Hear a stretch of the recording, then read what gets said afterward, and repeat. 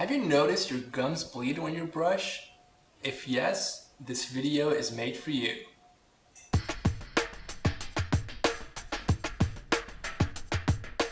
Hey guys, it's Ahmad, and today we're going to talk to you about gingivitis. Gingivitis is the most common form of gum disease. It's caused by harmful bacteria and plaque that accumulate around the teeth and the gums, which cause that inflammation. The good news though is that there's no bone loss.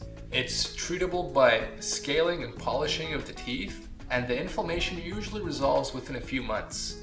Gingivitis is divided into three categories of mild, moderate, or severe, depending on the amount of inflammation that's present.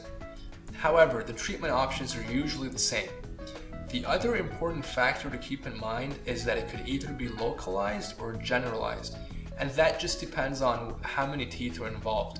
Less than 30% of the teeth localized, more than 30% generalized. Unfortunately, if gingivitis is not treated, it could lead to other forms of gum disease called periodontitis.